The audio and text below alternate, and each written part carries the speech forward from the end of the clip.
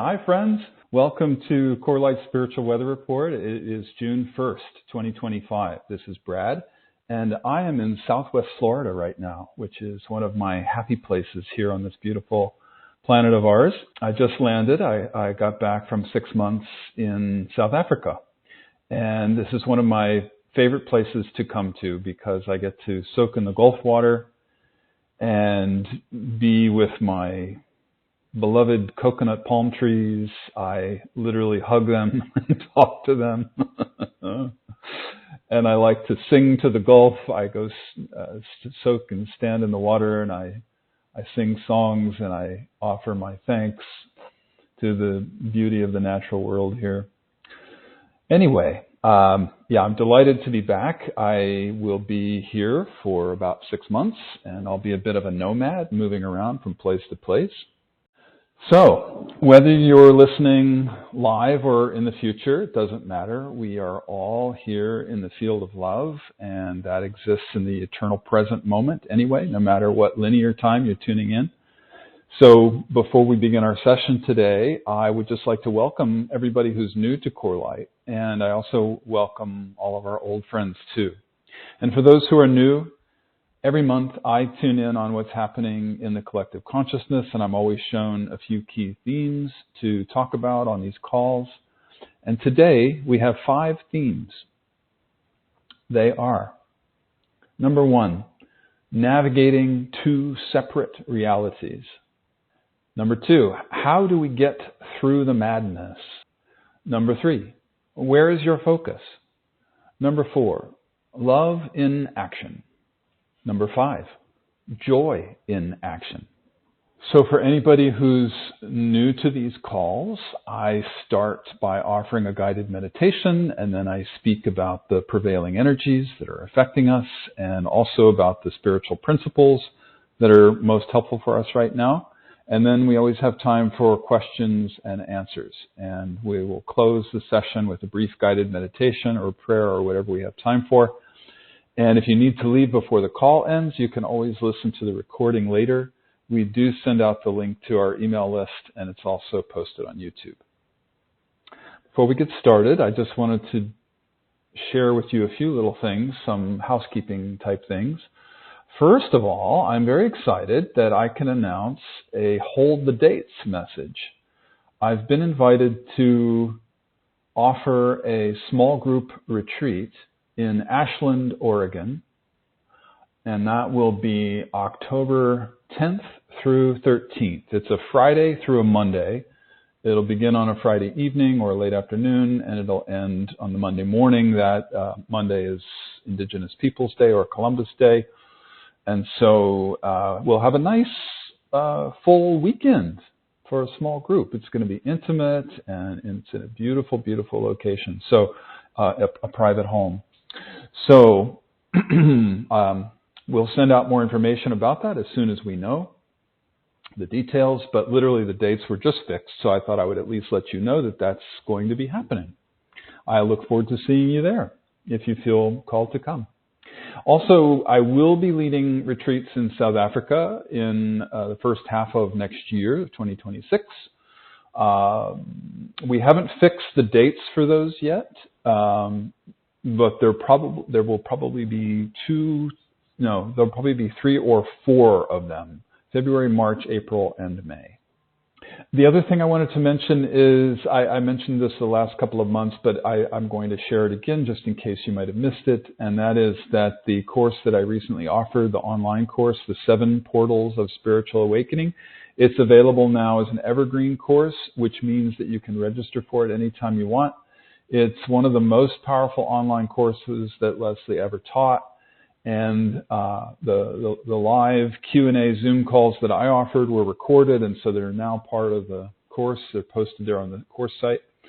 And when you register for that course, or actually for any of our online courses, you get access to it for 6 months. And you can also download all of the audios and PDFs, and they are yours to keep forever. So if you want to check that out, you can just go to corelight.org, and you'll find it there near the top of our homepage under featured courses. And again, it's 7 Portals of Spiritual Awakening. The next course, the online course that we're going to offer, will be called Spiritual Core Balancing. And that's going to be ready hopefully around September or October. We do plan to announce it in the next short while, next few weeks. So please be on the lookout for that by email. And lastly, I just can let you know, I was just interviewed for a lovely podcast. It's a new group of people that I met. They're called Alpha Vedic. We talked about the importance of putting love into action. And we talked about selfless giving. And so when that airs, I will send out an email to CORELIGHT'S list with all the details. And that should be in about a week. Okay, so without further ado, let us begin with our guided meditation. I invite you to close your eyes, get comfortable, and get quiet, and just begin with a few long, slow, deep breaths. Breathing in all the light and the life force that surrounds you. Breathing out any tension in your body.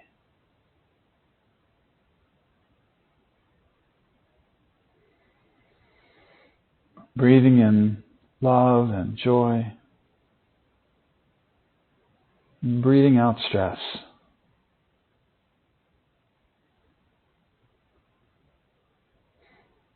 Breathing in the present moment. And breathing out any worries about the past or the future.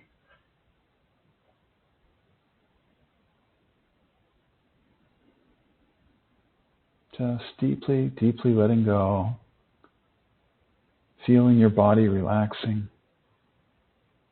And I invite you to feel a warm, viscous liquid pouring over the top of your head that relaxes all of the muscles in the body. So start with the scalp, feeling this warm, gentle liquid pouring over your scalp and relaxing all the muscles of the scalp, pouring over your forehead and your eyes, relaxing your eyelids, all the little tiny muscles around your eyes, the eyeballs themselves, relaxing them so much that they just fall back into the sockets, deeply letting go.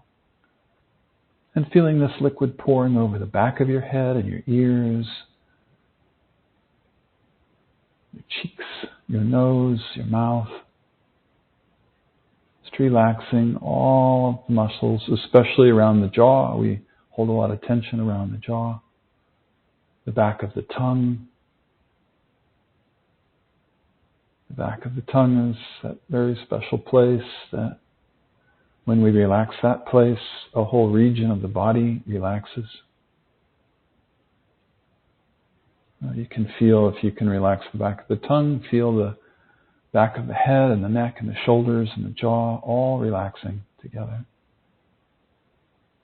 And just feeling this warm liquid pouring over your shoulders, down your arms, all the way down to your hands and fingertips, just melting any tension held in the muscles.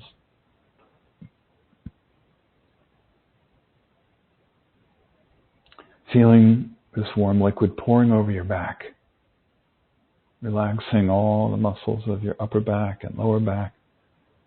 And the same down the front, the upper part of your torso, the chest, diaphragm, abdomen, all the way down to your pelvis. Feeling this warmth pouring down over your pelvis, relaxing all the muscles, front and back of the pelvis, and all the way down the legs. Relaxing ankles, feet, and toes. And now I'll be quiet for a moment and I invite you to just do a little scan of your body from head to toes and fingertips and just breathe some light into any area where you might still be holding on to tension.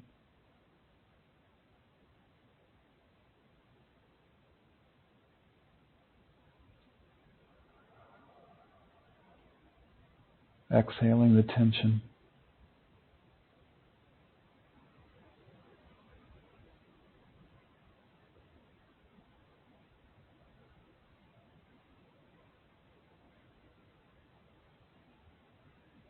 Just feel this beautiful, beautiful, gentle rain of golden white light pouring down from above. And I invite you to open your crown chakra to receive it. If you're new to this, the crown chakra sits on the top of the head like a crown that a king or a queen would wear. You can just visualize that and imagine it opening up and out like a funnel, or sometimes it's called a 1,000-petaled lotus. And it opens up and out, and it's a lovely way to receive this beautiful energy that's pouring down on us. Beautiful golden white light of the divine. And allow it to fill up your body, fill up your aura.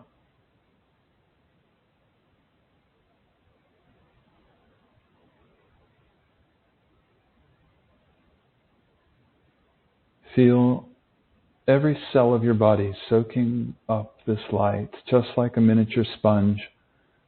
Every cell as a miniature sponge, just trillions of little sponges soaking up this light inside your body.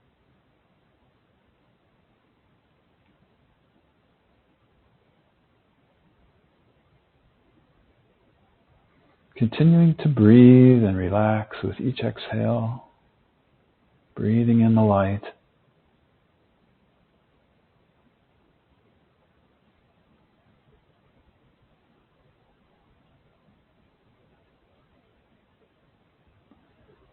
And just feeling your aura and your body so full of light, beautiful golden white light, that it begins to shoot out the tips of your toes, and it shoots out the tips of your fingers.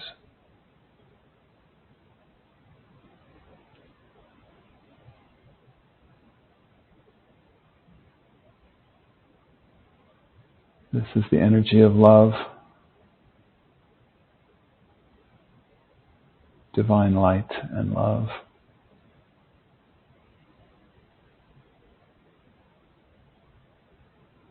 I hope you're able to feel it. And I also invite you, while you receive this beautiful light, I invite you to open your root chakra and drop your grounding cord down into the earth, all the way down to the center of the earth. And if you're new, the root chakra is at the base of the spine. And even if you are not able to feel it, you can visualize the energy center at the base of your spine opening up, and a cord dropping down into the earth, just going all the way down to the center of the earth and connecting with the core of the earth. You can wrap your grounding cord around the core of the earth and feel how grounding that is. Feel how anchoring that is. Just feel your body deeply connected to the earth, and feel a sense of gentle gravity pulling you down towards the earth, very gently and lovingly, and feel the support of Mother Earth beneath your body in the form of the floor and the chair, supporting you, holding you up. And just feel that connection where your feet touch the floor or your butt touches the chair. And just be with that connection. Feel what that feels like. Feel the grounding, the connection with our Mother Earth.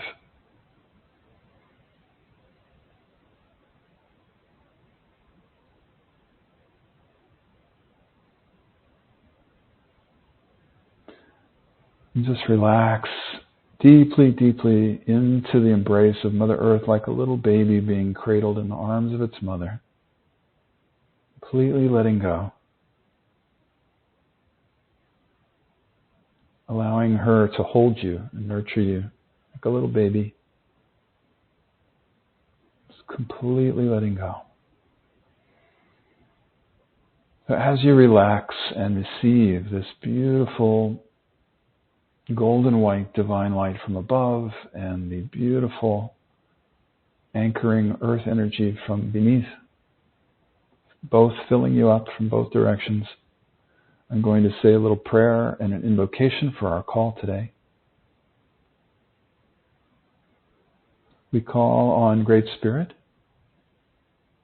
Divine Mother, Father God, the Self that we all are. We invite in all of our highest guides and teachers and angels and all the beings who surround us in the highest love and support. We ask that you please wrap us up in a cocoon of beautiful golden white light, love and healing energy. Guide our conversation today into the highest love, the highest wisdom.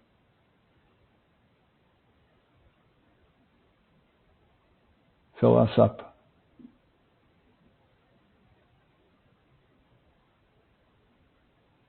And hold our hands as we walk out into the world, into our soul's highest purpose. And we're so grateful for this time that we share together. Again, whether one is listening in present time or future time, it doesn't matter. It's all one. Timelessness.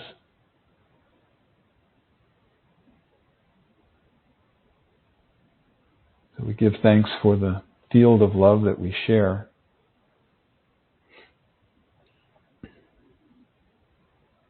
No matter when we happen to be listening.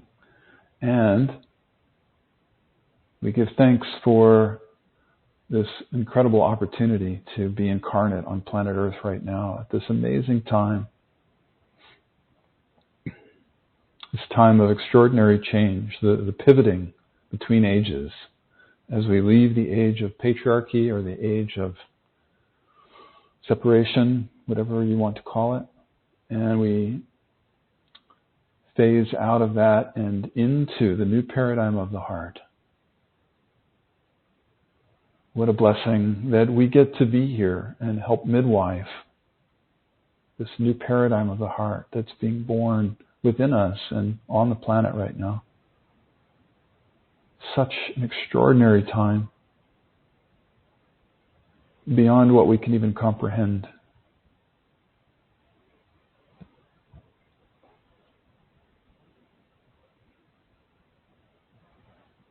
And before we close, let's take this opportunity to send out a prayer of blessing and love and healing for all who suffer for any reason, including natural disasters, wars, genocide, hunger, illness, and anything else. A special blessing to all the areas that are especially torn apart right now. Israel, Palestine, Ukraine, Russia. Please forgive me for any of the ones I'm failing to mention today, but you can add them silently if you care to.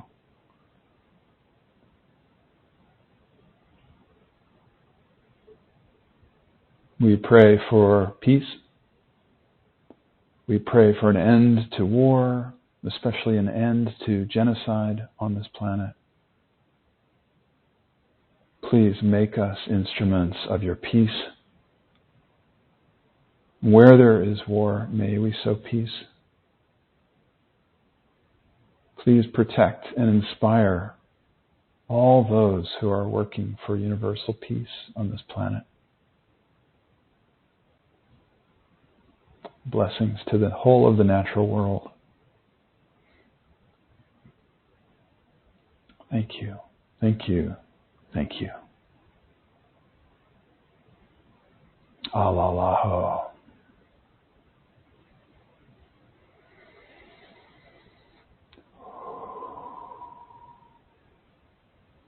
And then when you feel ready, slowly begin to wiggle your fingers and toes.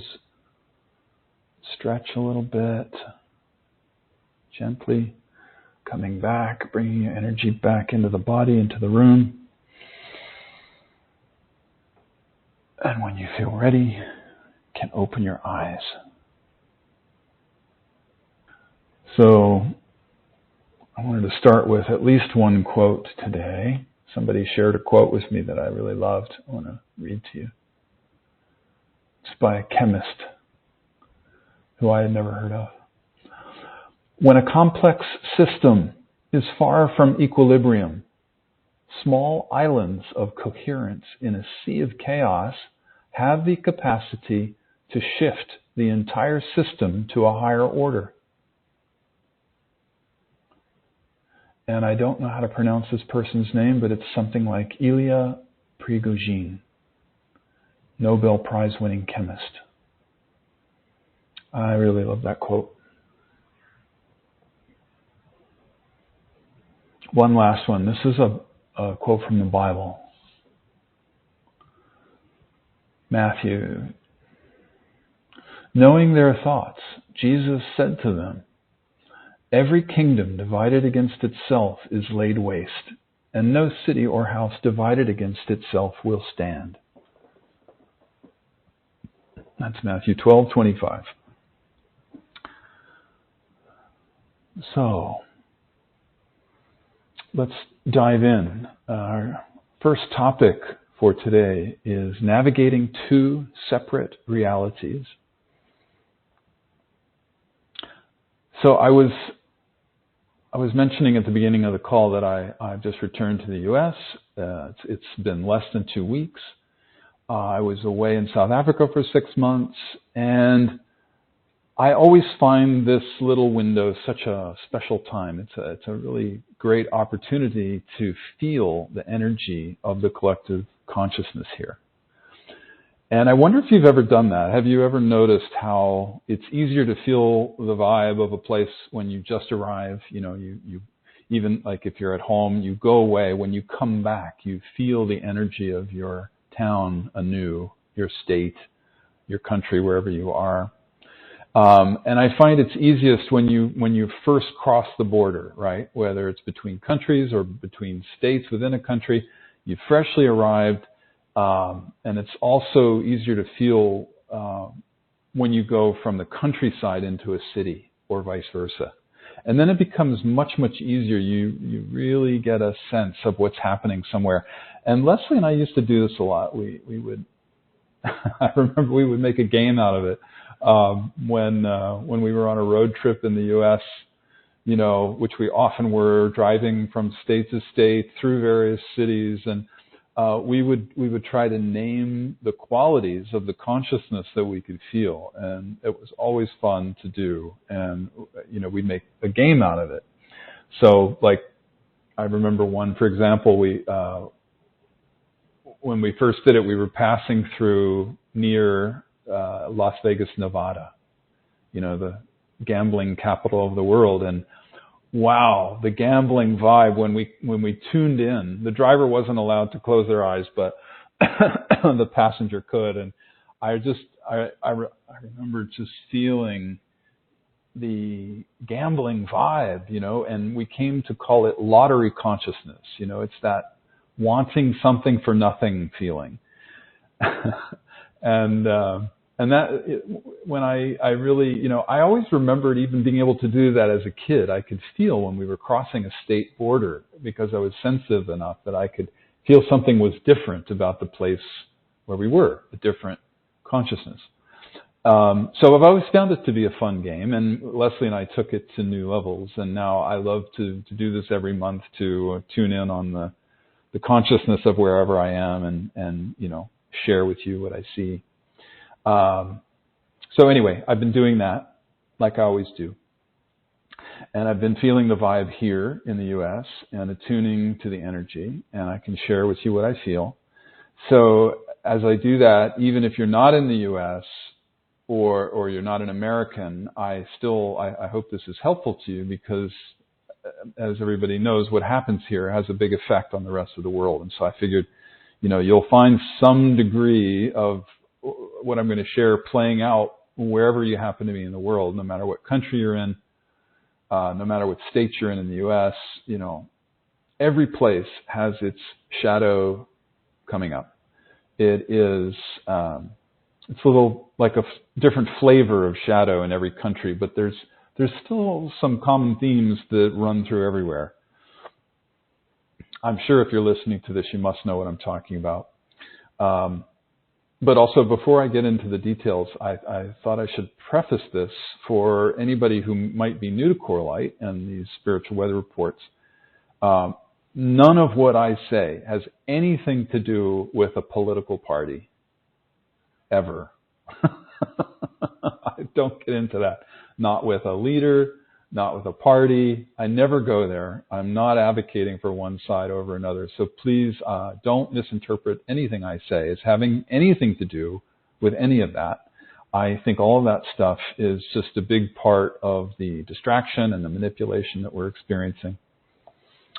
So anyway, when I tune in on the U.S., it basically feels like we're living in two separate realities. Right? There's two realities within the one here in the U.S., and every time I come back, it just feels more extreme. And this time in particular, I can't tell you. I mean, it's like extraordinary how severe it is. Some people feel completely shattered and huge amounts of fear. On the other hand, some people are super inspired, super excited, and very much at peace. And so you can imagine, I mean, it really, it feels a bit schizophrenic. There's a very small group in the middle who I have the sense are holding a bigger picture, seeing the bigger picture, and who are practicing finding this middle way. Pardon me. And I get the sense that many of you who are listening to this are part of this latter group. And I wonder if that's you. If you care to give feedback, if you want to write to me and let me know where you are with this, I'd love to hear from you. Is that you? Are you there with me holding that middle way? I do feel you out there. I feel you are my brothers and sisters holding the middle way. I know I'm not the Lone Ranger. I mean, there is a group of us doing that. But yet I also know many people who are struggling. Many, many, many. So anyway, on the one side, the group that's struggling, it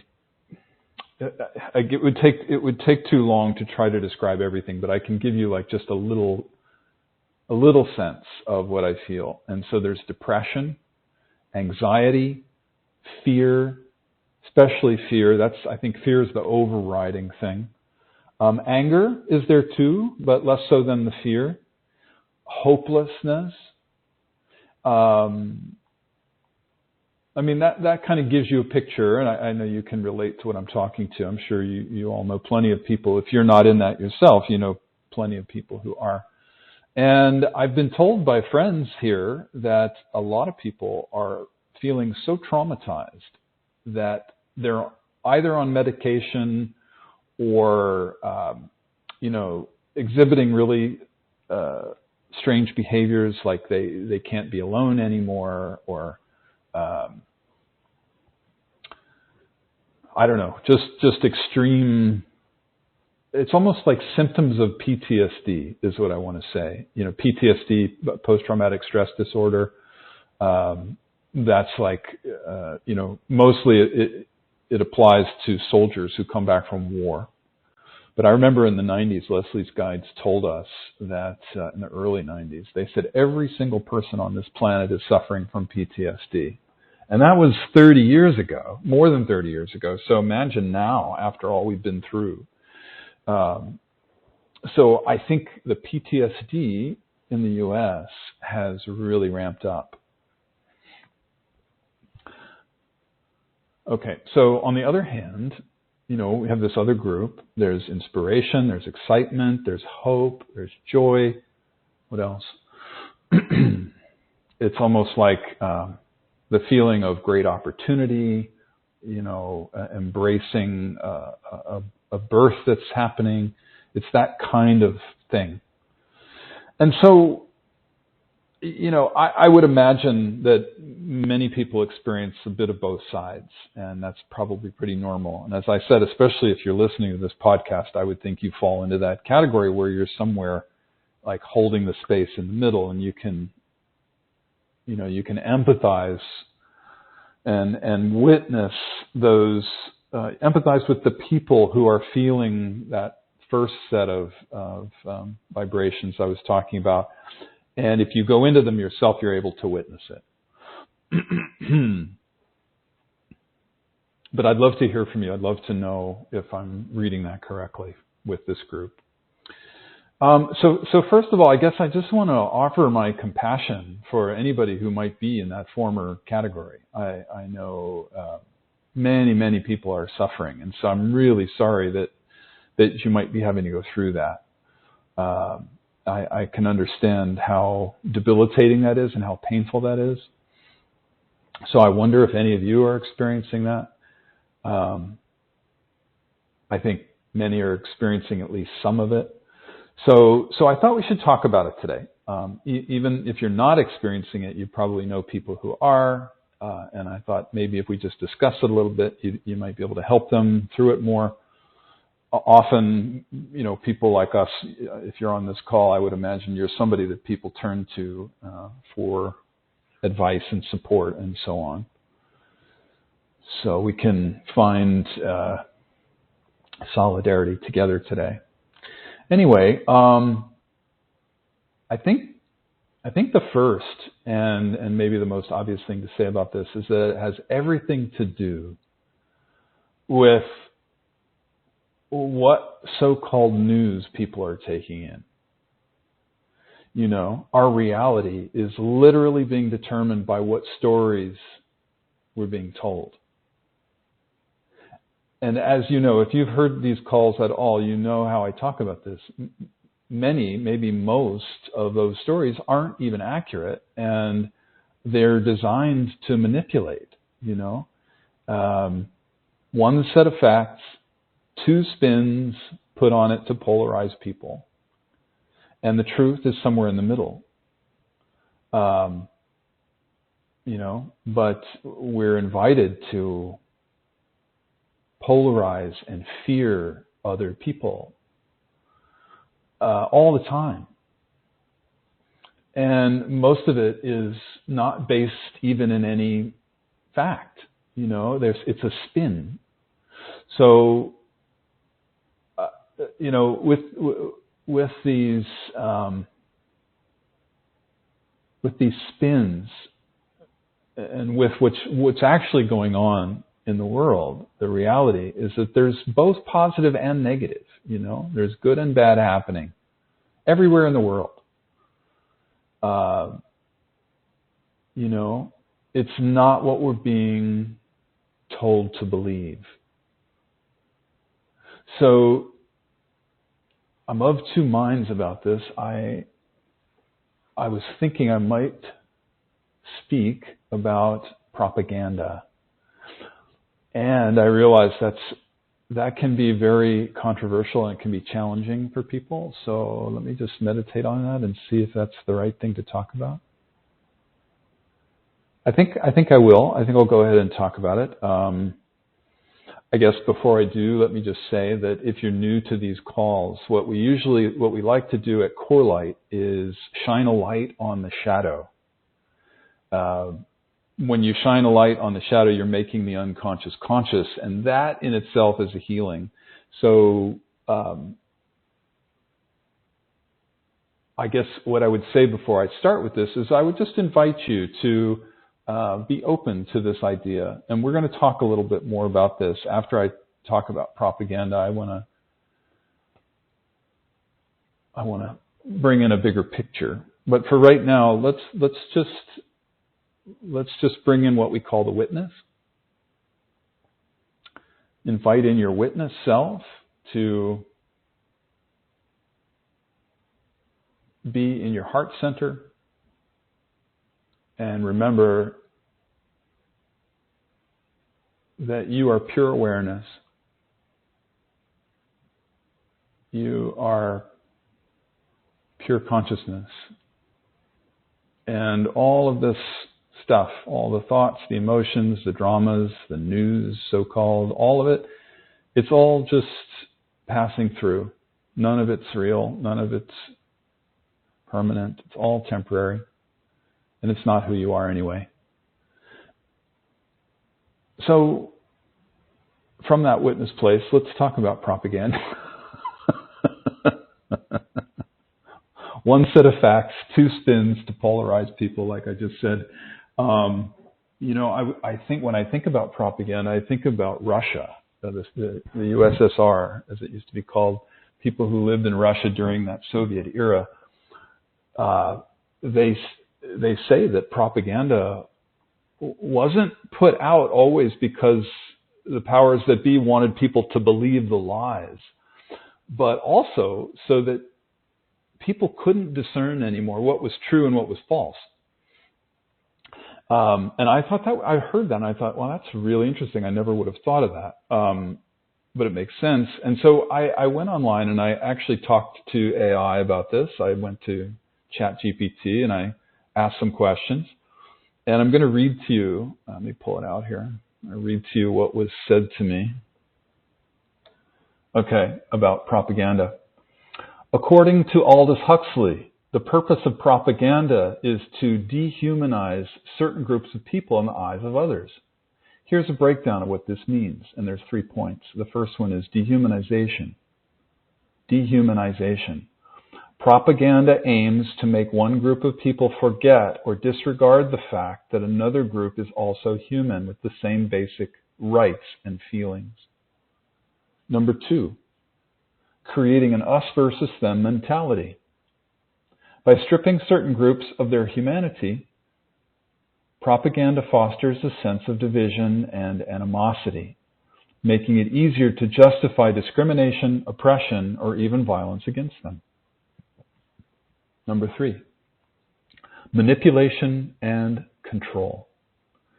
This dehumanization is a tool used to manipulate public opinion and control populations, as people are less likely to empathize with or defend those they perceive as, quote unquote, less than human.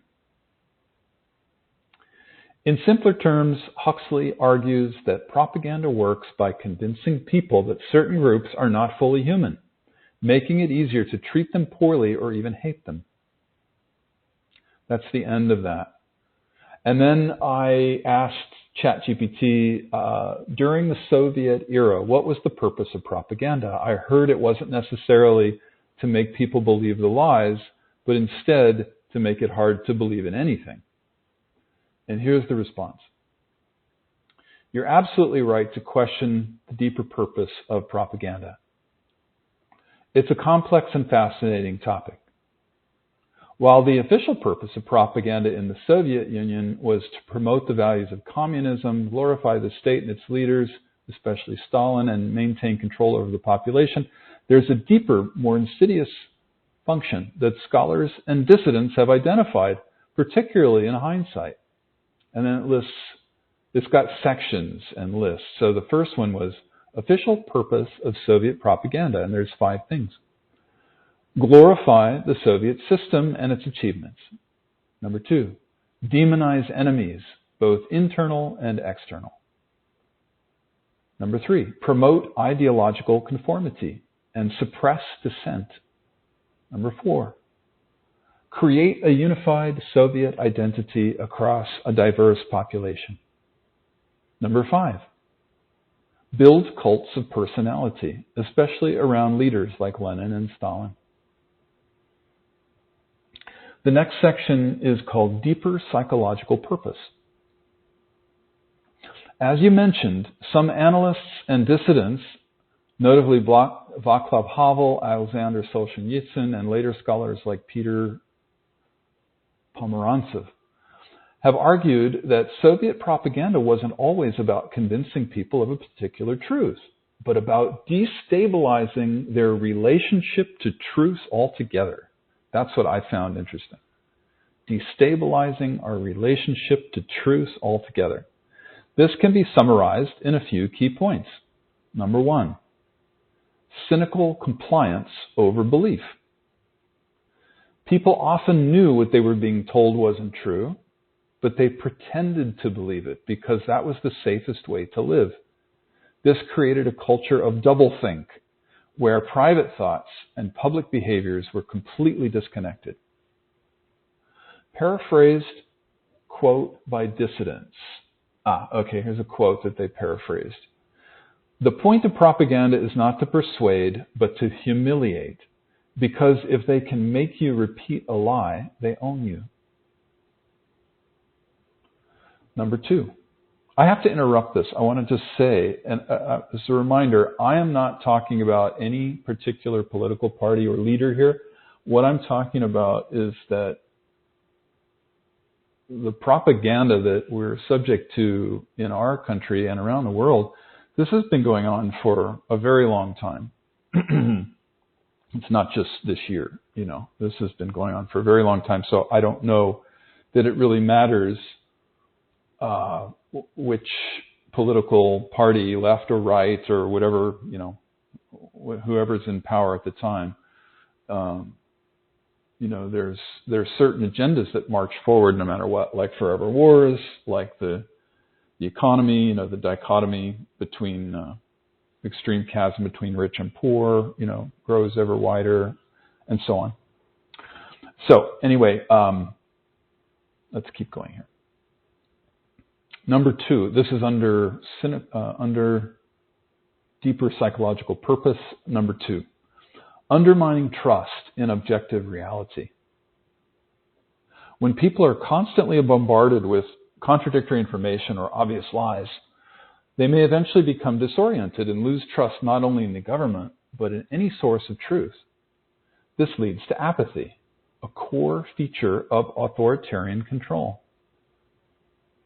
Number three, erosion of collective action. If you can't believe in anything, it becomes hard to organize or resist. People become isolated in their cynicism, which reinforces the state's power. This is demoralization as a tool of control.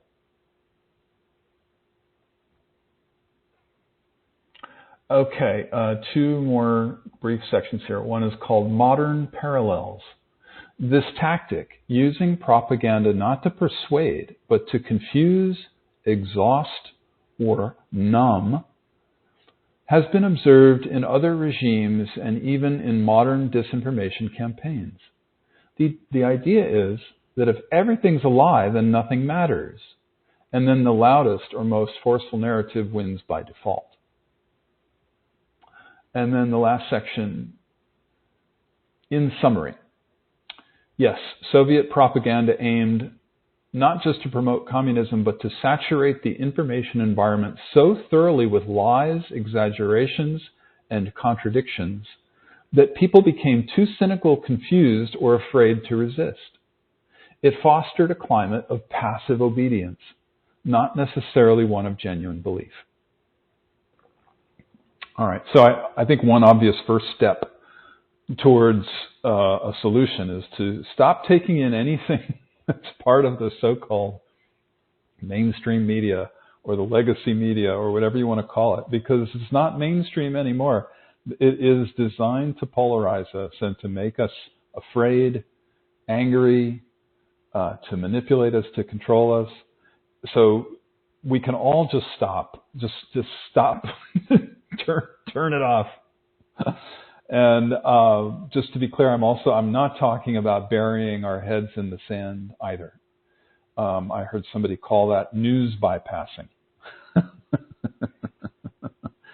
So like I've said before, it's good to find independent journalists whom you trust. If a news source is tied to any kind of corporate or government funding, it's going to be biased and it's going to be part of the system. So best not to go there. And I always find, I'm sure you'll agree, going on a news fast from time to time is a really healthy thing.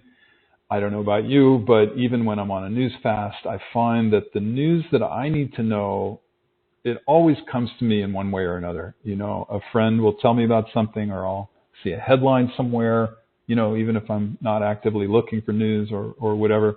So if you're struggling, maybe consider going on a news fast for a while, especially, if you're feeling the symptoms I was describing. Okay. Let's close on this subject. I just want to say it is absolutely crazy making to live in such a split reality. So if you feel a little bit crazed, I guess part of what I'm here to do is just to at least be here to remind you that you're not going mad. I feel like just acknowledging that there are these two parallel, separate realities within the one reality. Just knowing that is an important baseline, right? As a reminder, even though it's surreal and hard to believe, this is what's happening. And so therefore, we're not going crazy. We can just name what's happening. We know, that's the beginning. That's the start to ending the madness, or to, navigating our way through. And in fact, that is the next topic. How do we get through the madness? There's definitely a recurring theme on the monthly spiritual weather reports, and it's a question that I like to ask regularly. How's your witnessing practice going?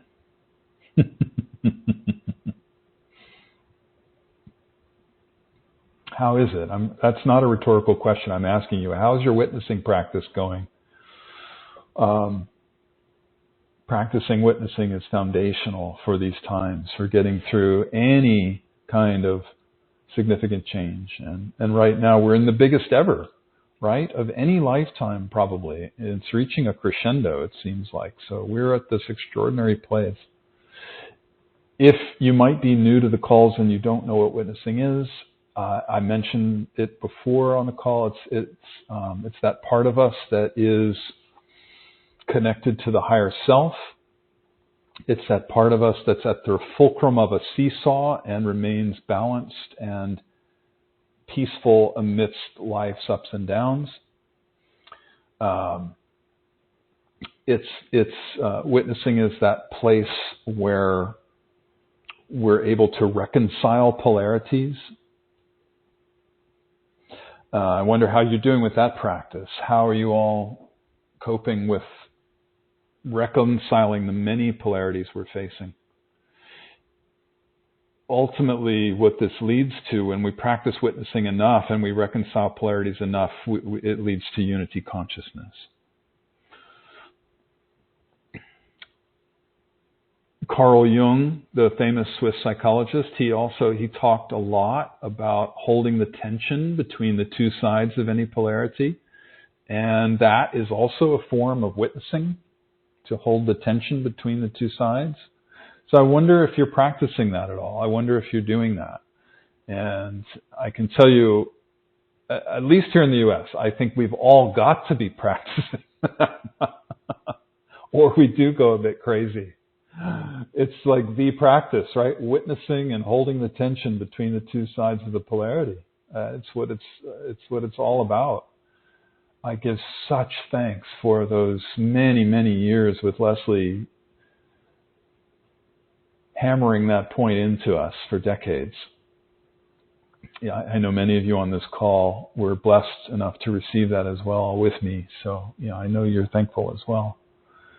I don't know how people get through these times without that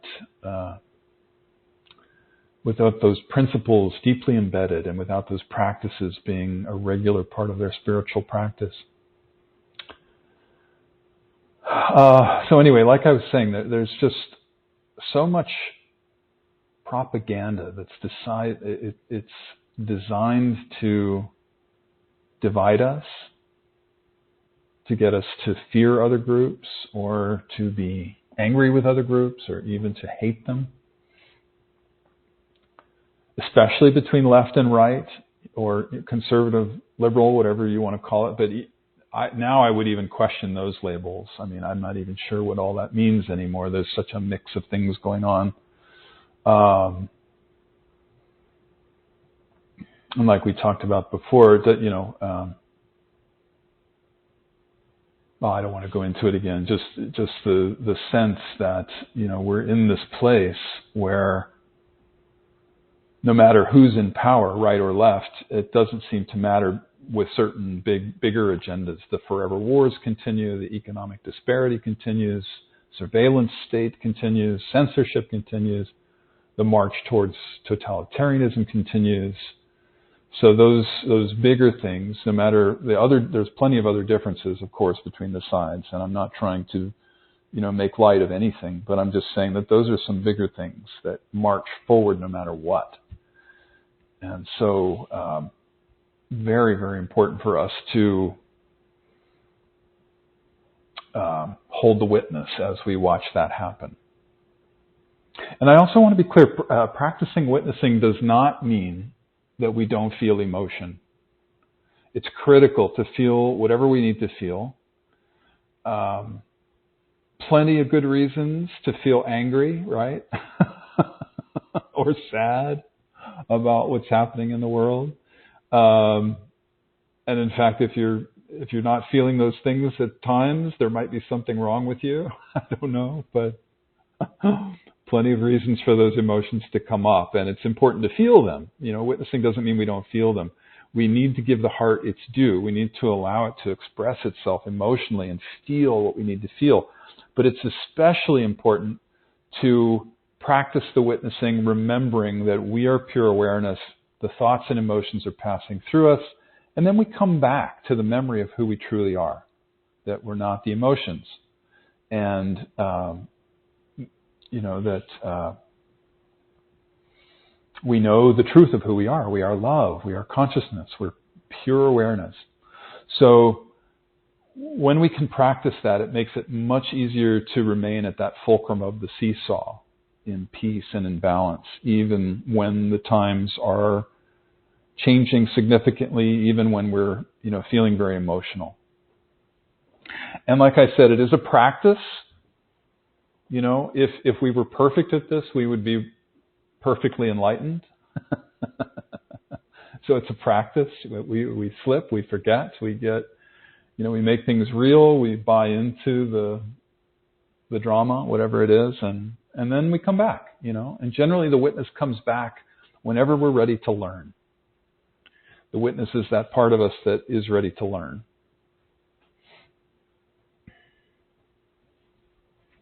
All right, let's move on.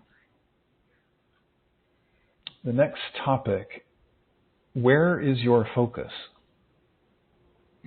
I wanted to talk about the principle of entrainment. And that is a term that's used in physics.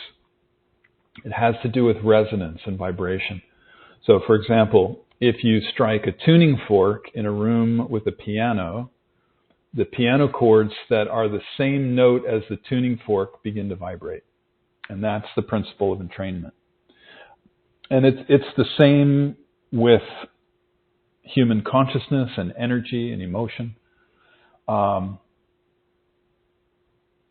example, if you've ever sat in meditation with an enlightened spiritual teacher, you've probably experienced this principle.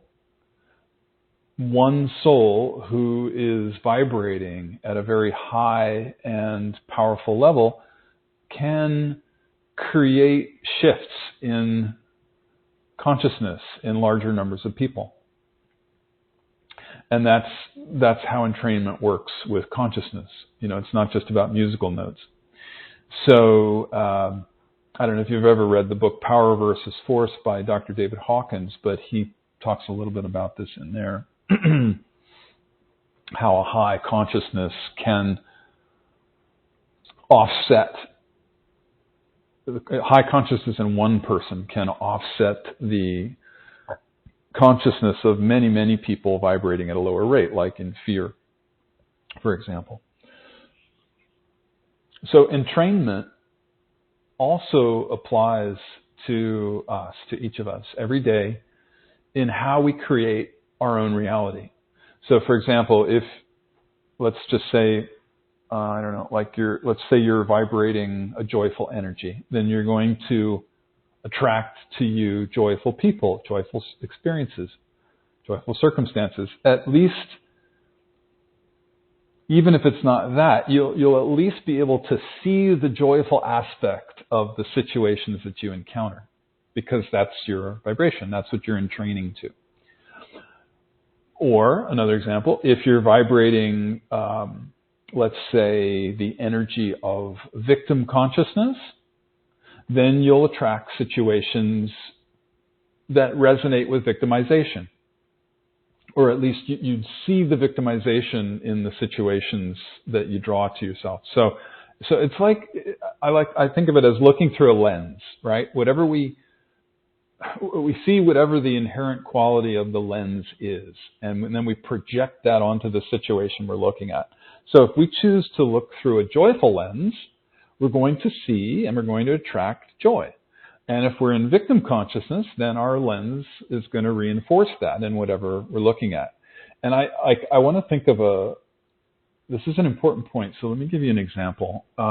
Thinking, like, for example, if somebody's resonating in victim consciousness, you know, the most wonderful thing could happen to them. Like they could be given a beautiful gift by somebody, but instead of feeling grateful or joyful or, you know, seeing it as a gift, they might have all kinds of other thoughts about it, you know, like, oh, it's not enough, right? Or it's not what I wanted, or, you know, they might think like, well, why are people always giving me crappy gifts? I don't know, something like that. I can think of even like misinterpreting the intention of the giver into something negative instead of positive, you know, like, oh, he must have given me that because he hates the way I don't know, he must have given me the blue shirt because he hates the way I look in my green shirt, or, you know, I know you get what I'm talking about. I laugh because it's actually funny. You know, we all do this. We can relate to it. So we've done it at some point or another. I'm not pointing fingers. But if you're resonating in joy, if somebody gives you a gift, you feel the joy, right? You feel the gratitude of being given a gift, no matter what it is. You appreciate the generosity of the giver. You see their joy in the act of giving. You see their joy because you have joy in receiving. And so there's this, you know, reciprocal positive feedback loop thing that goes on. It's like the joy becomes contagious. And so I share this, I guess, the key is to become conscious of what kind of tuning fork we are, right? What note are we vibrating at? What kind of lens are we looking through? That's the key. And so I guess the question becomes, how do we do that? And I would say that it's about the practice of self-inquiry. It's becoming conscious of our thoughts, becoming conscious of our patterns, our emotions. This is what we teach at CORELIGHT. I know many of you who've been part of the CORELIGHT community for a long time, you're already doing this work. But if this might be new to you, I can tell you we do offer a very, very simple but powerful method of self-inquiry in our book called The Marriage of Spirit, which is available on our website at corelight.org. It is one way to do the work of self-inquiry I love it, but it's not the only way. There are many, many ways. Marriage of spirit is an ancient practice. It's also called the unification of opposites.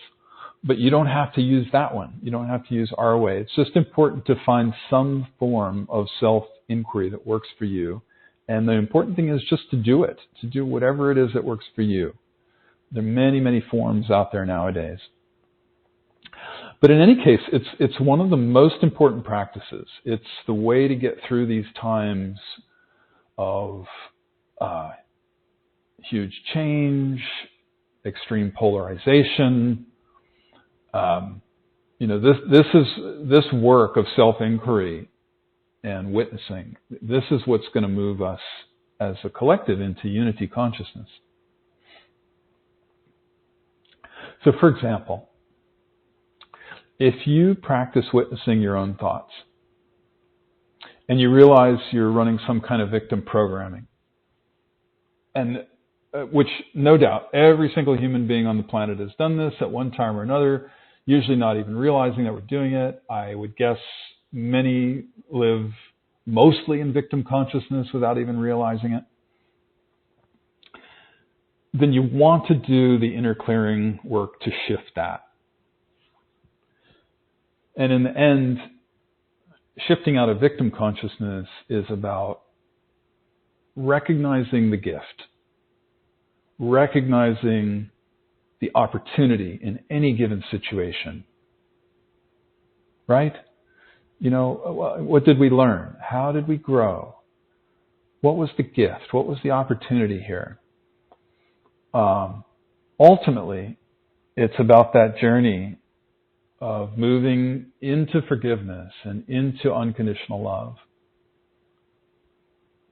That's what that path is. Last month I talked about my journey through that path when Leslie started losing her memory, and I really had to go through a very dark night of the soul. And when I came out the other side, that was my big lesson. I realized that I saw a bigger picture. I was able to grieve and allow the victim consciousness to pass through me, to feel it, to let it out, and then to see what a gift and an opportunity had been given to me in the situation. So I know the truth of it. I speak personally about this, and I'm sure many of you listening do as well. But it's important for right now. Ultimately, like I said, it's about moving into forgiveness and unconditional love. And, that's a bigger topic than we have time for today, but that is the journey. If it's a topic that interests you, I can tell you I taught a whole course on that subject, and it's called The New Paradigm of the Heart, Transcending Victim Tyrant Consciousness. And that is an online course that's on our store. You go to CORELIGHT.org, you see it there. So to close out on this topic, let's just say, really examining where our focus is and what energy we're vibrating. These are super important things right now, because then we can raise our vibration. And then other people will start to entrain to that. We become the vibration that others entrain to. And you start to draw people to you, situations to you that resonate with your highest vibration. So it really is a win-win.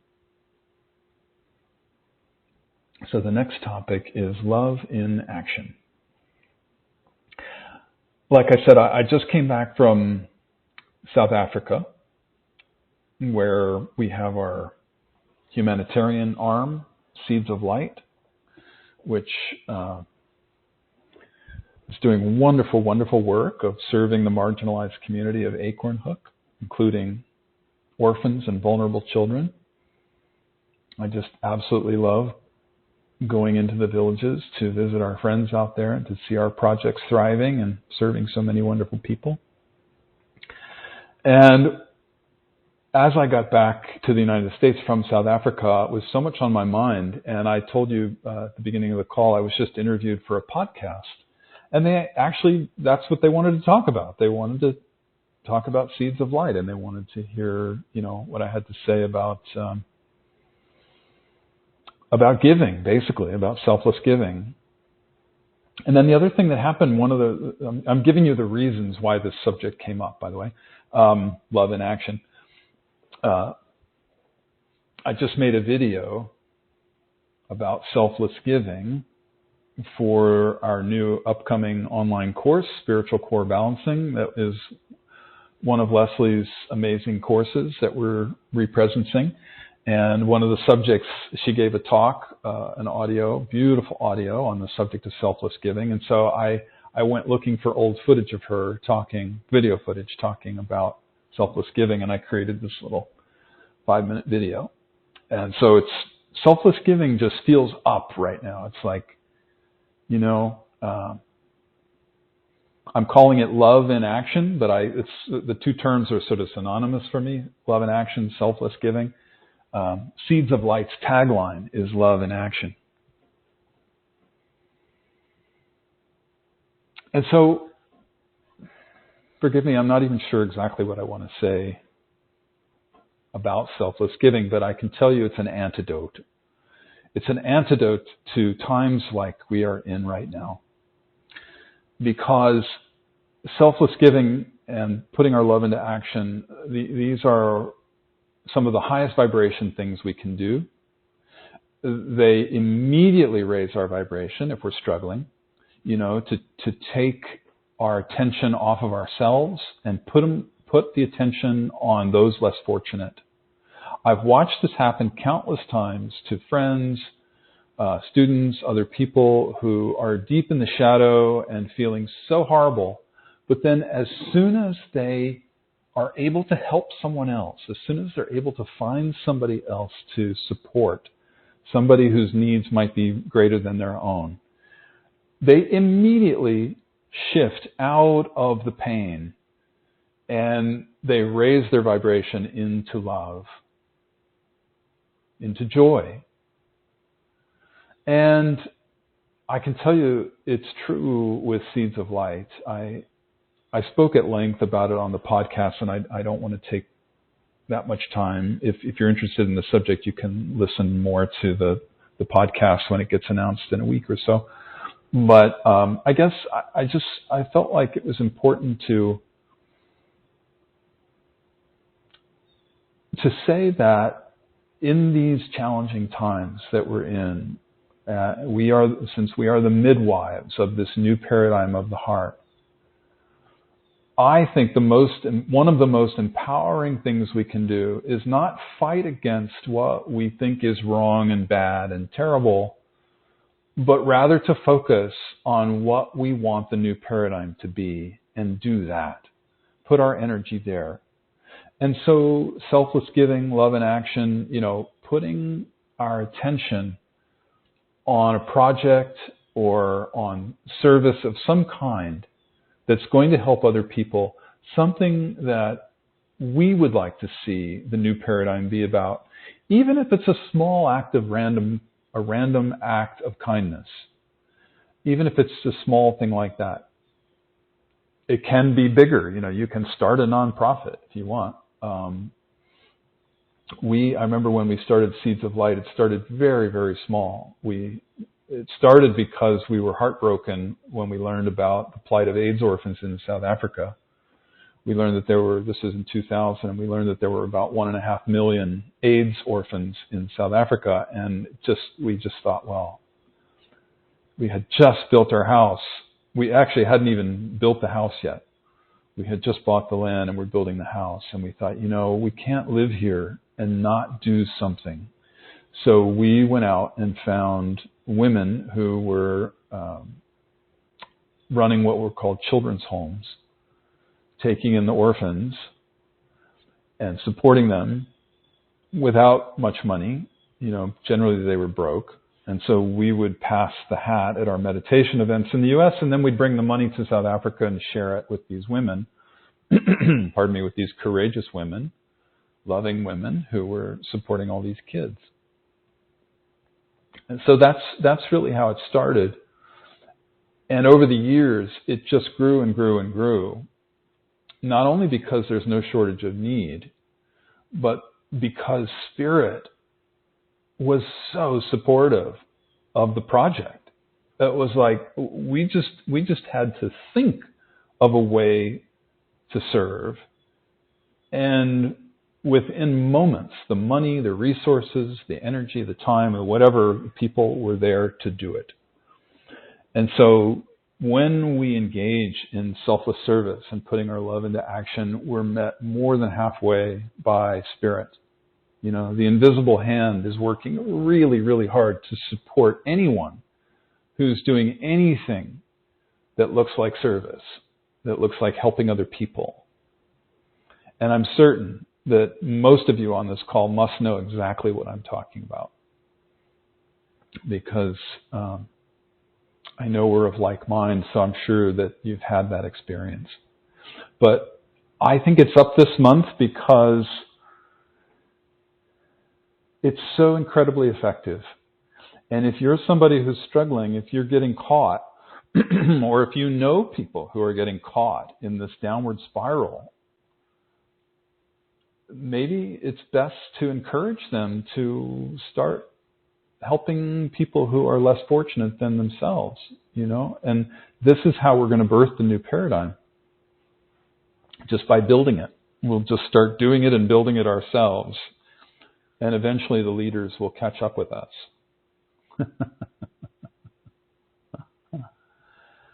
All right, I could go on and on about this. I get so inspired by Seeds of Light and by the service work that we do that maybe we'll talk more about it another time. But I would invite you to find a way to put your love into action. And you'll not only bring joy to other people, but you'll become joyful yourself. And this is just one way to be joyful, no matter what's happening in the world. But I think that's the bottom line message, is that we can be joyful no matter what's happening in the world. This is one way to do it. Okay. So the next topic is joy in action. We talked about joy last month. And in fact, more and more, maybe we talk about it every month now. I don't know, but it just seems to always come up. It's like it is a big theme. And so since it's important, I just thought, all right, we're going to revisit the topic this month. I called it Joy in Action because the previous topic, Love in Action, as I said, Love in Action is the tagline for Seeds of Light. And one of the champions we support in Acorn Hook, one of the people who really is doing an amazing project to help many, many people, his name is TryGive. And he built a community garden that we supported him in making. And I don't know, I've been talking with him a lot lately about joy. And the retreats I led in South Africa were called Return to Joy. And the place where we live, Blyda River Canyon, Blyda means joy. So we were talking to TryGive about this, and he said, maybe we should change, because he also uses love in action. Love in action is his motto. So he said, maybe we should change our motto here at the garden. Maybe it should be joy in action. Yeah, that's it, joy in action.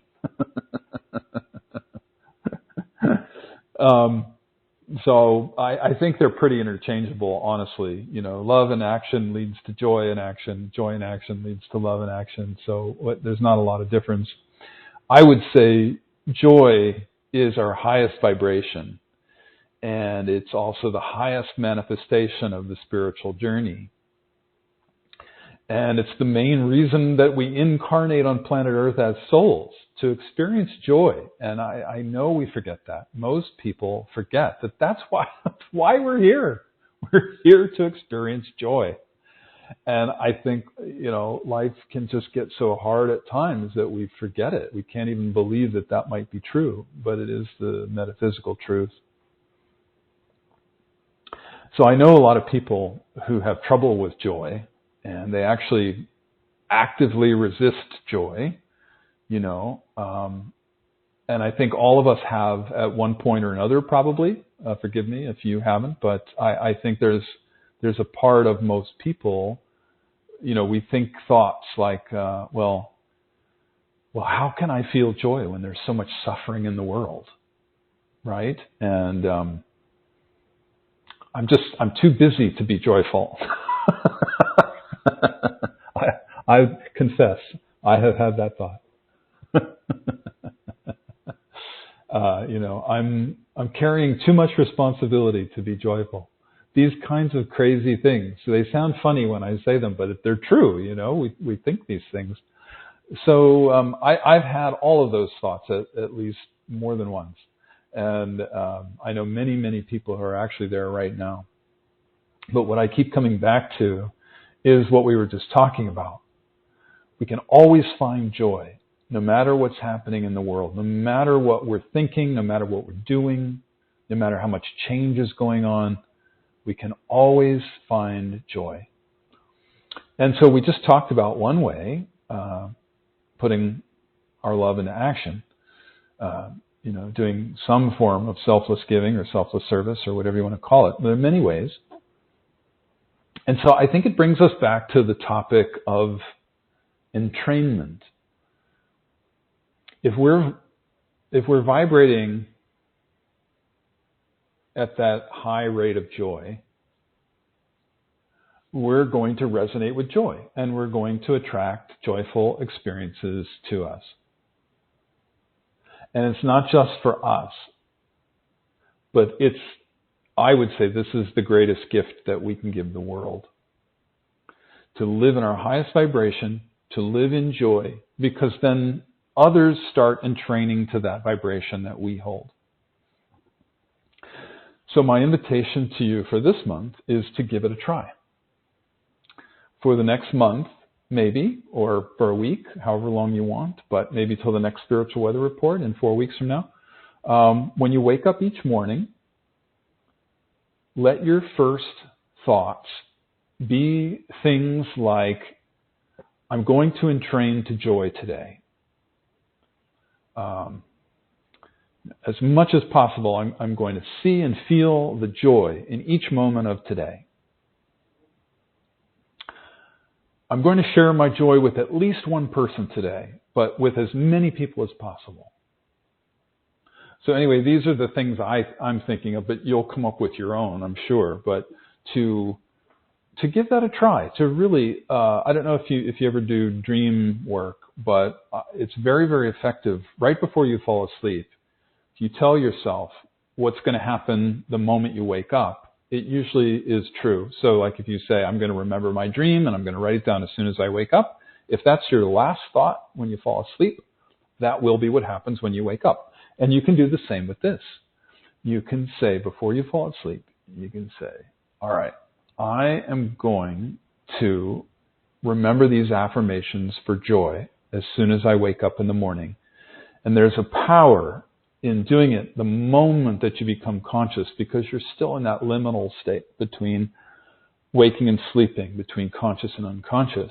And you can imprint deeply within yourself these affirmations. And they're very, very powerful. So I invite you to try it. Make it a game. Have fun with it. See what happens. You never know. I'd love to hear back from you. If you give that a try, please let me know what kind of joyful experiences you have. All right, my friends, I have been talking a lot. I'm going to pause for a moment, and then we're going to go to questions and answers. Thank you so much for the questions and the heartfelt sharing that you always send. I'm so grateful to hear from you. I really appreciate whatever you care to share, any questions you ask or sharing you have. If you're new to this, the way it works is you can always email your questions in advance to courses@corelight.org. And it's not possible for me to answer all the questions, but I do read them all, and I do get to as many of them as possible.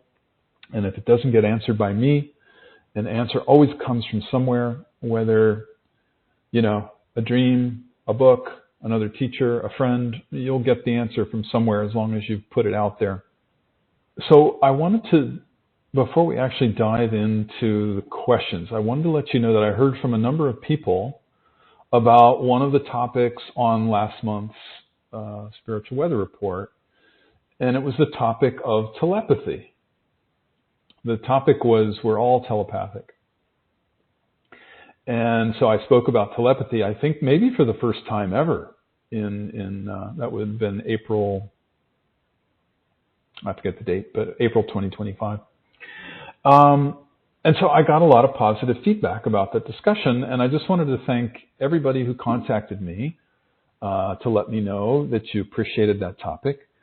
Several people suggested that I speak more about it, so I will plan to do that whenever it might arise again as a theme for the month. It's amazing to me how popular the topic of telepathy is now. I think I mentioned on the last weather report when I talked about it, one of the reasons the theme came up for discussion in the first place is because of the popularity of the Telepathy Tapes podcast. And quite a few of you let me know that you had not heard about that podcast, but that you started listening to it because I mentioned it and that you were grateful. And so I was happy to get that feedback because I don't usually mention other people's work on the Spiritual Weather Reports, but I was especially guided to do that last month. So, so your feedback was a good confirmation for me. Pardon me. Sometimes I need those confirmations, so I appreciated your letting me know. If you happen to miss last month's weather report and you want to hear that talk on telepathy, you can go to CORELIGHT'S, and you go to the free resources page, and there's an archive there of all the spiritual weather reports. And so, all the topics are listed with timestamps, and it's super easy to go. You find the one you want, you can find the topic and the timestamp, and you can just listen to that little piece. So if you're listening to this in the future, you would go back to the April 2025 Spiritual Weather Report and look for the subject of we're all telepathic. And like I mentioned on that call, my friend and colleague Anna Breitenbach, who many of you know, Anna's a professional animal communicator, she was interviewed for the Telepathy Tapes.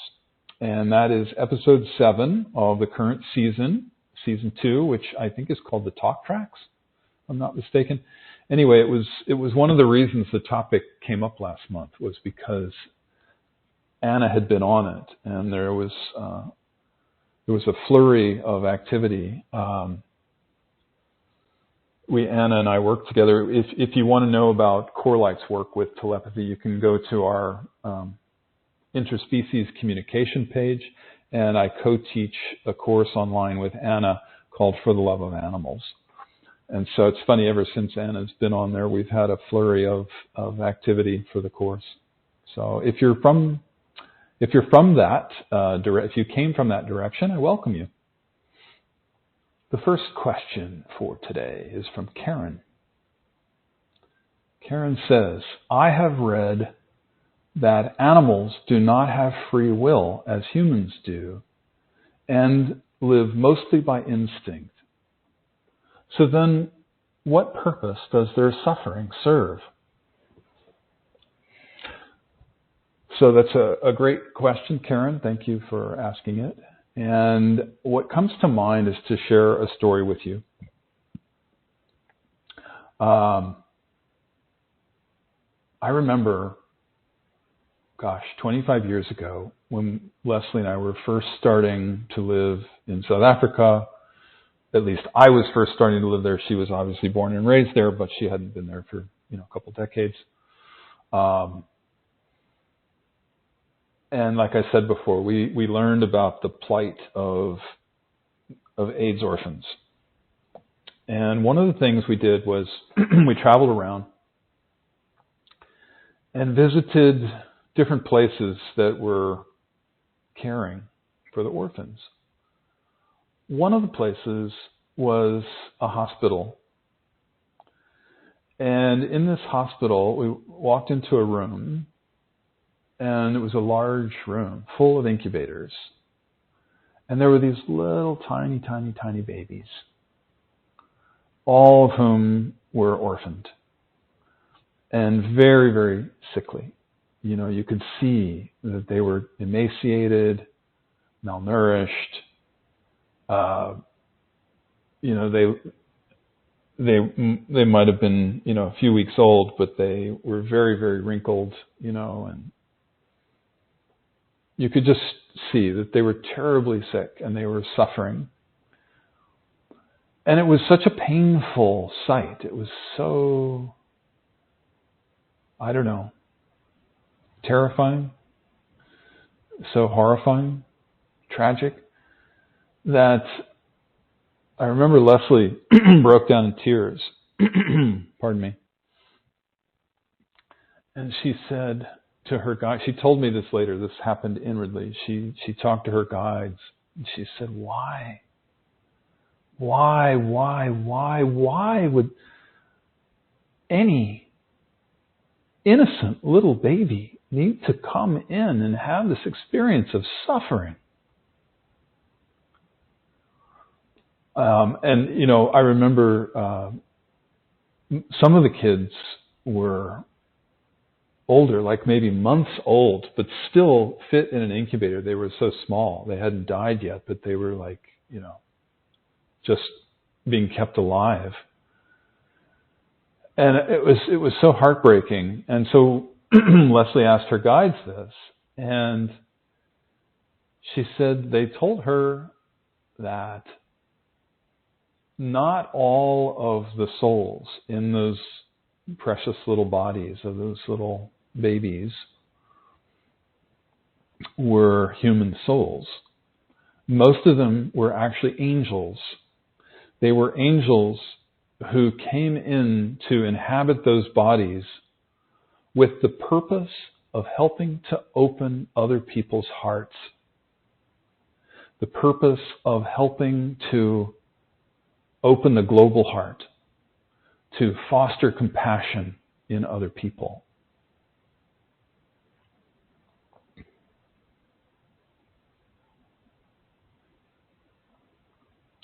So this was their contribution to the awakening of the global heart.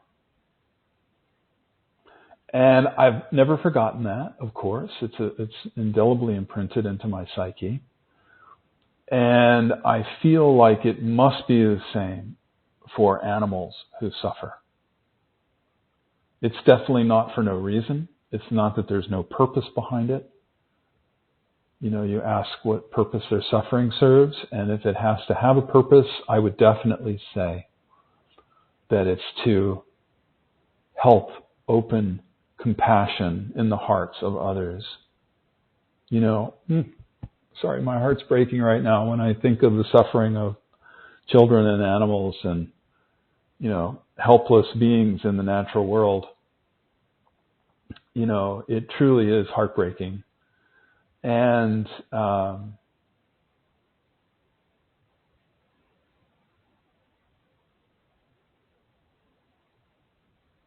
think that's one of the most important things we can do is allow our hearts to break. Just allow our hearts to be broken and to feel whatever we need to feel. And have empathy and compassion for those who are suffering. Honor them for their role, whatever that role might be.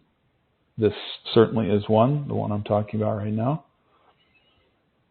But that made sense to me when Leslie told me that story.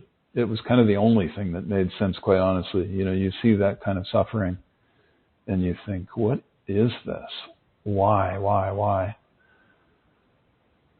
So I guess just to acknowledge how challenging it is to watch anybody, human, non-human, suffer.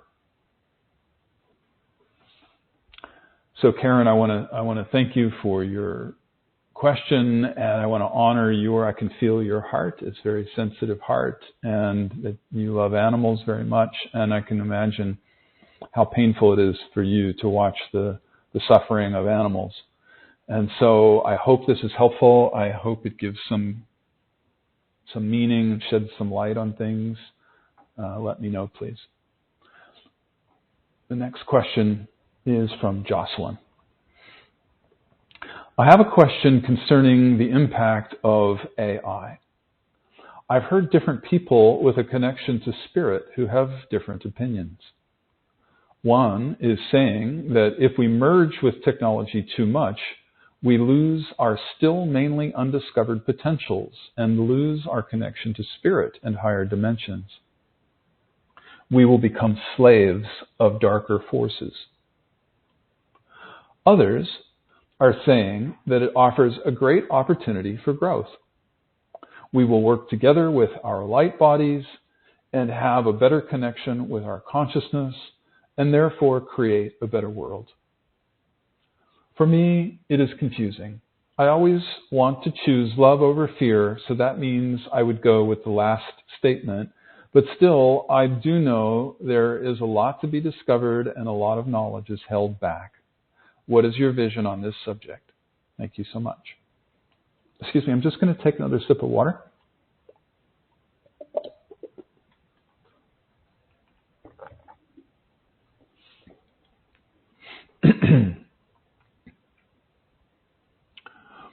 Well, thank you, Jocelyn. That's a great question. It's a big question. So I'm going to do my best, but please forgive me if I kind of wend my way around a little bit.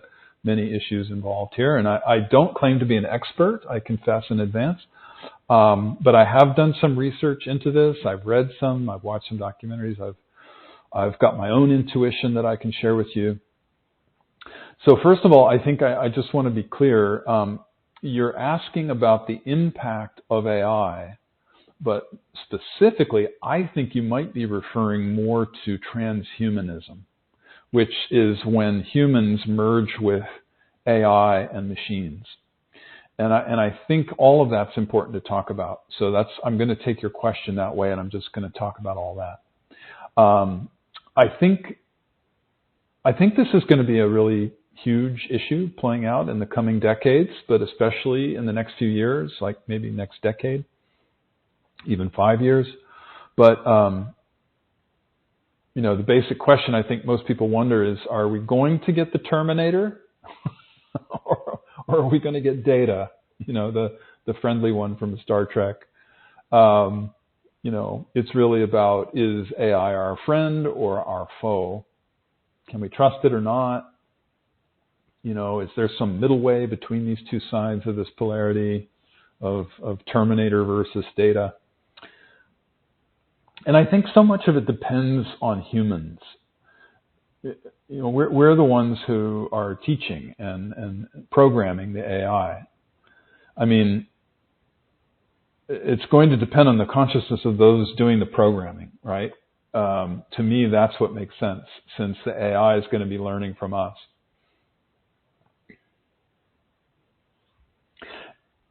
I'm sure that the forces of separation have their own dark agenda for AI, but I don't believe that that's destined for success, let's say. I think this is the challenge that our planet is facing. I think it's not going to be that. I definitely don't think it's going to be the Terminator, Mad Max, that kind of thing. That's not what we're destined for. I think it's going to be a roller coaster for a few years, but it's the challenge that we're facing. This is it. This is why we're here. We knew we were going to be facing this when we incarnated. So here we are, and we're going to get through it. But yeah, it's going to be a roller coaster. And I know that there are people with very high consciousness, very high spiritual beings who are working with AI for the betterment of humanity. It's not just the dark forces with a dark agenda. That is not what's happening. It's a whole mix of things going on. I don't think we know the half of it. I wonder if you've ever heard of the name Nipun Metta. Nipun, N like Nancy, I-P like Peter, U-N, Nipun Metta, M like Mary, E-H-T-A, Nipun Metta. He is the founder of servicespace.org, And he's doing a lot of this work. You can search for him online.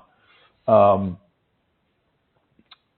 you know there was a program that Leslie and I were interviewed on, excuse me, called Buddha at the Gas Pump, BATGAP for short, acronym BATGAP. And so Nipun helped BATGAP create a bot as a gift. He did it as a gift of service, something that might cost millions of dollars. And so he did this. And if you don't know Buddha at the Gas Pump, I really admire Rick and Irene, the couple who run it. Rick, for 15 or more years, has interviewed a person, I don't know, once a week or so. So it's like, I think, up to around 700-800 interviews. And Buddha at the Gas Pump, the subtitle is something like Ordinary Awakening People. Interviews with Ordinary Awakening People, something like that.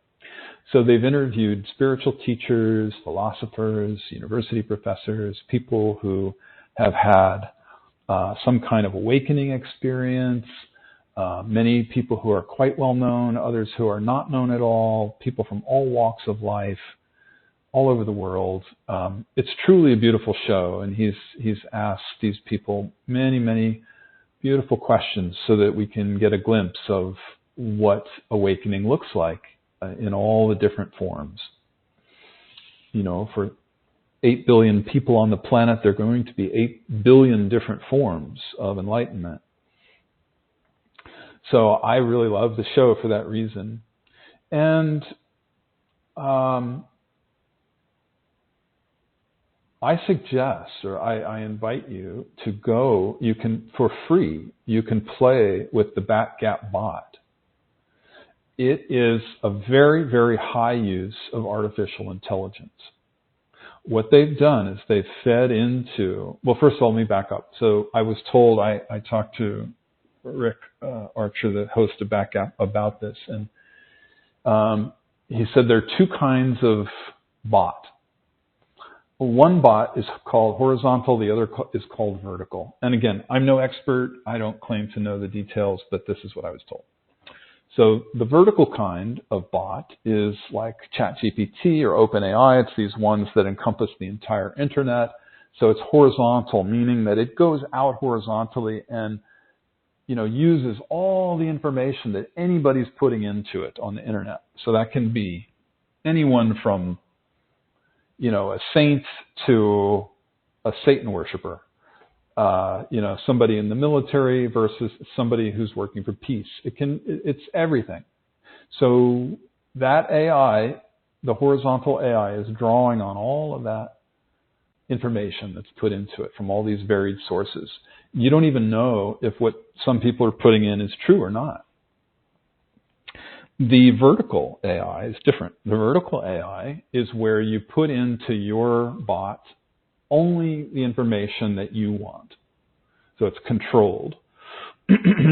So with the BATGAP bot, they've put in the transcripts of the 800 interviews of these wise, loving people, and many people volunteered to have their books put in, or other like audios put in, or whatever information people wanted to give. They put in like over 2,000 sacred texts from around the world through the ages. So the information that AI is drawing on is very, very high consciousness, very wise, loving information. At least information from very wise, loving people. So I've played with that bot, and it's extraordinary. It's truly extraordinary. You can ask it personal questions like, how do I get through this? And what would you recommend for this situation? Or, you can ask it theological questions, or you can play with it. And I would invite you to go do that. It's free. You can have fun with it. Okay, let me come back to your question now. So I wanted to explain that.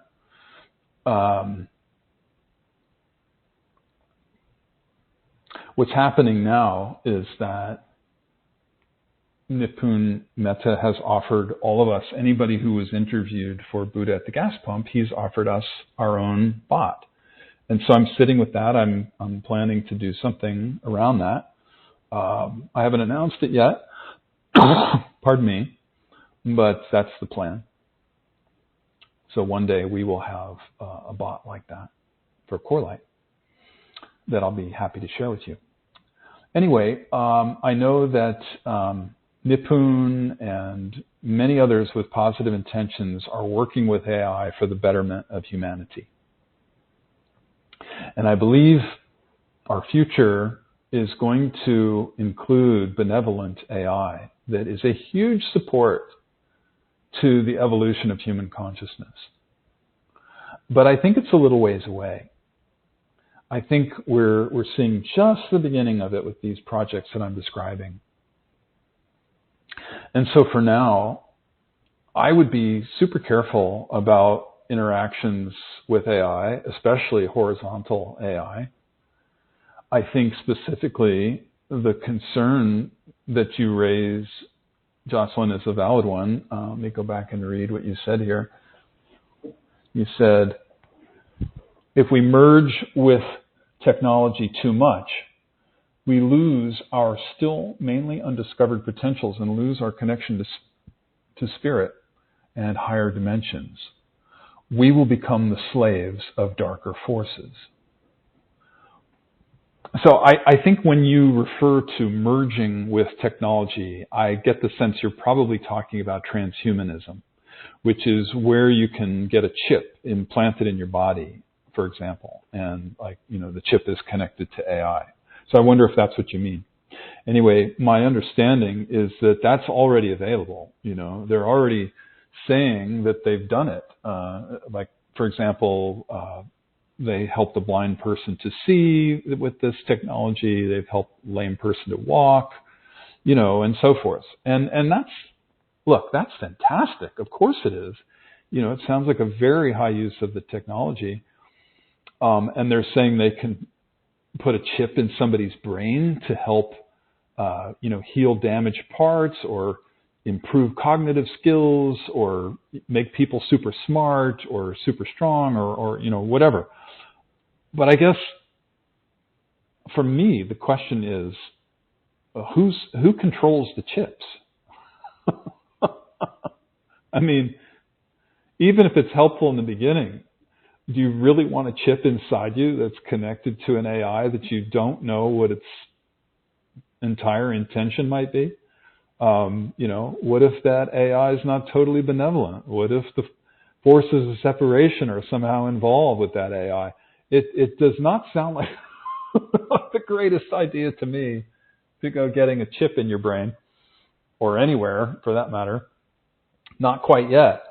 I can only speak personally, but I don't plan to get any chips put inside me anytime soon.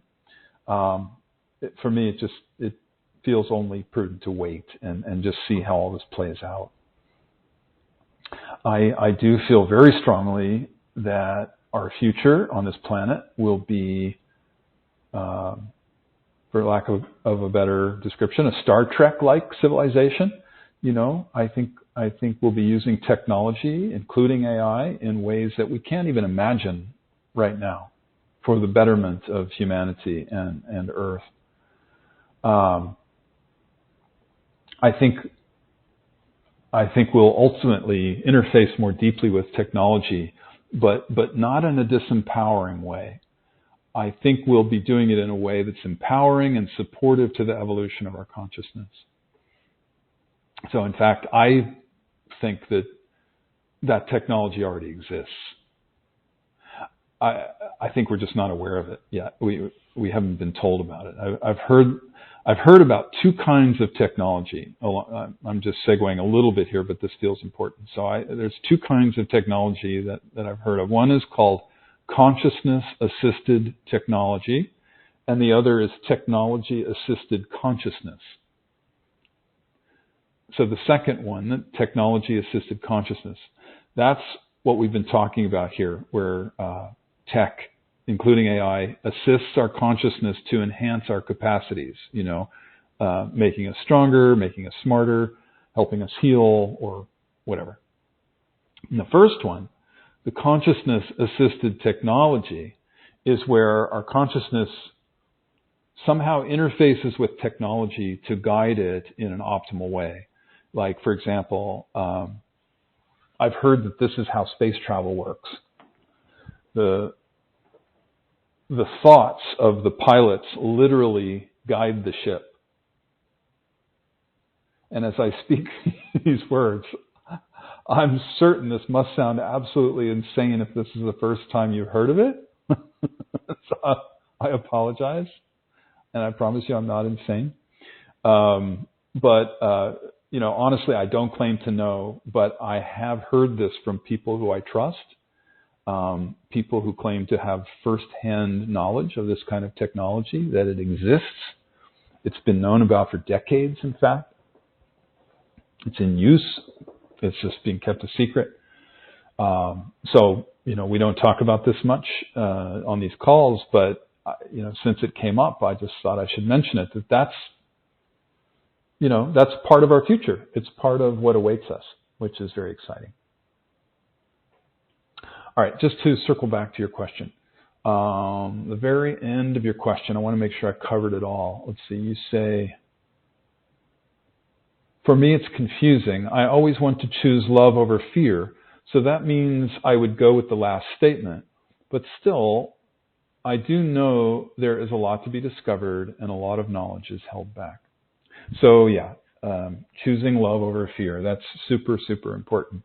I think the way we get through this with the highest outcome is not to go into the fear. If we go into the fear, then we're going to entrain into that vibration, pardon me, and we'll manifest what we fear.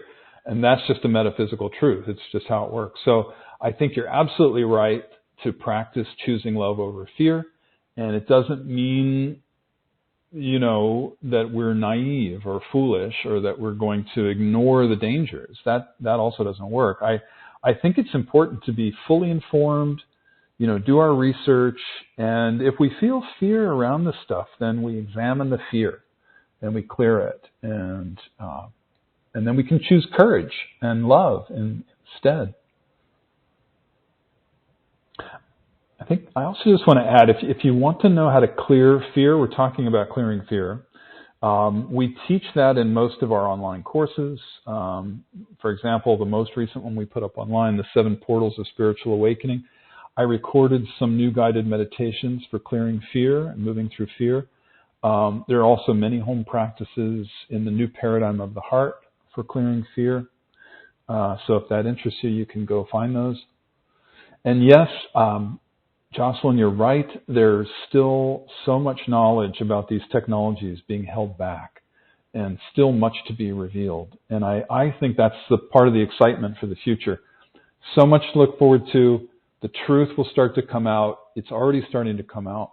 It's going to continue to come out over the years. But the first step is we need to shift our consciousness. More of us need to awaken to higher consciousness and to start living more from the heart and less in fear, less in separation. So that's our work, to practice choosing love and connection over fear and separation, at least as much as we're able to.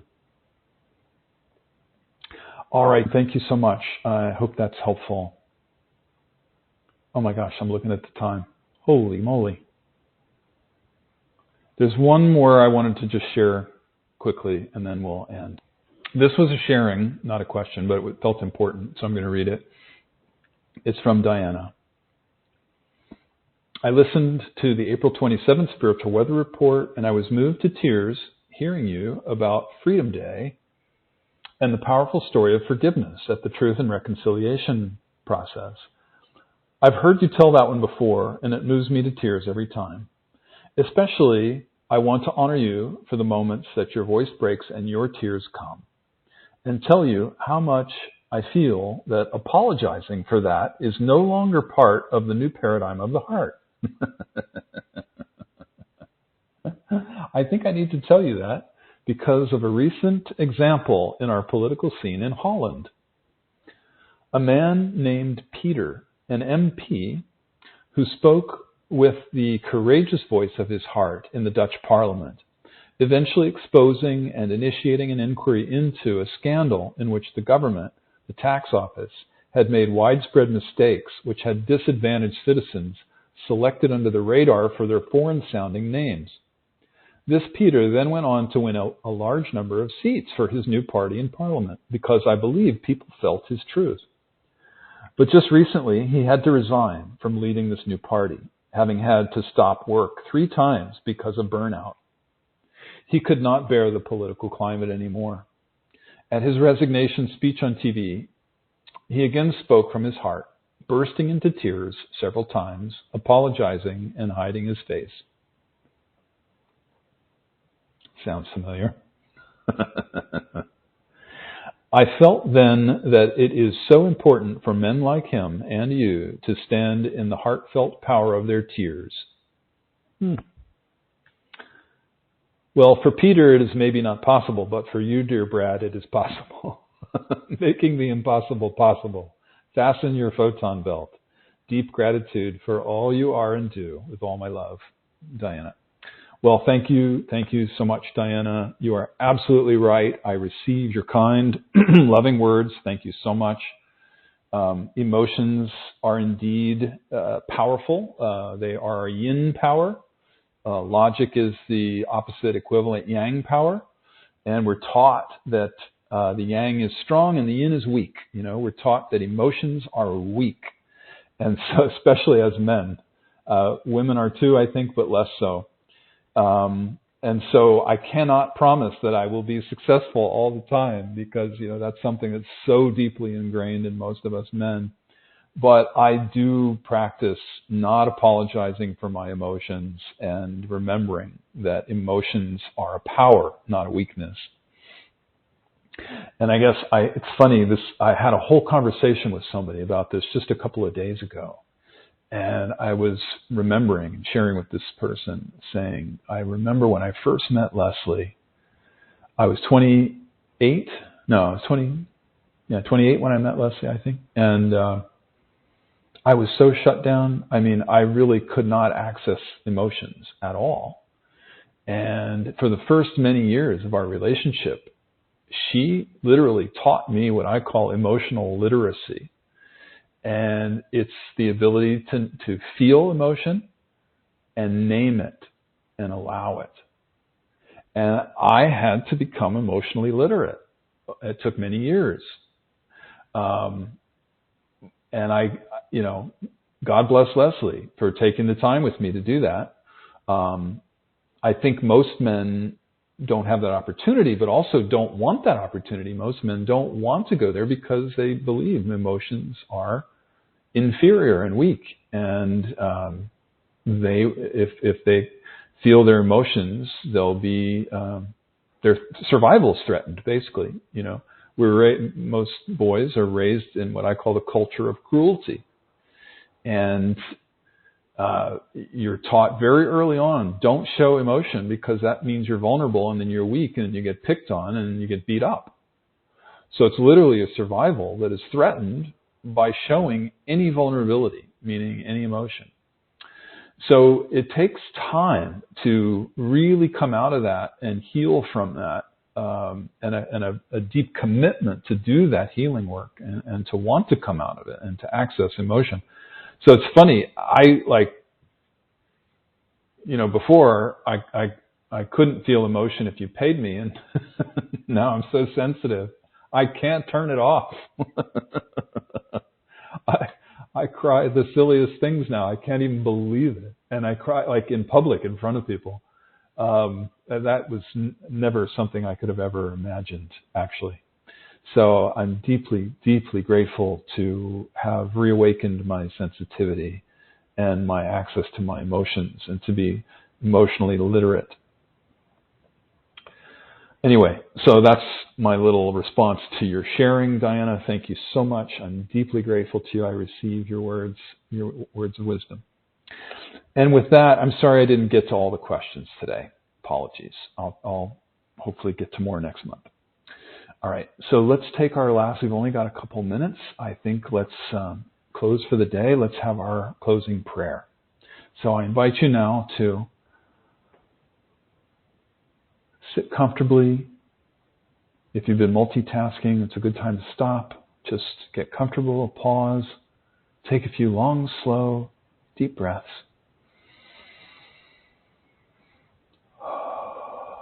Exhaling any tension in the body. Breathing in peace and calm. And breathing out any shadow that might have been stirred up by our conversation.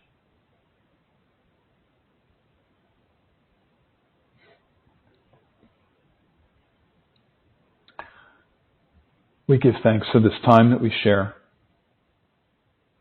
We give thanks for this field of love. We give thanks for the blessing of these beautiful bodies that we get to wear and to be incarnate on beautiful planet Earth at this most extraordinary time, at the shifting of the ages, the birthing of the new paradigm of the heart. What a gift and a blessing and an opportunity that we get to be here and help be midwives. Thank you, thank you, thank you. We say a special prayer today for peace, for an end to war on the planet. Please make us instruments of peace. Where there's war, let us sow peace. Protect and inspire those who are working for universal peace. We pray for courage and protection for the whistleblowers, the people in government and in positions of power who want the truth to come out. Please bless and protect and inspire everyone who's working for universal peace.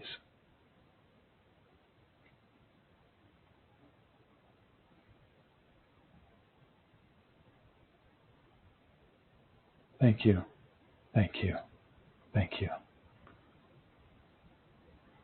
Alalaho.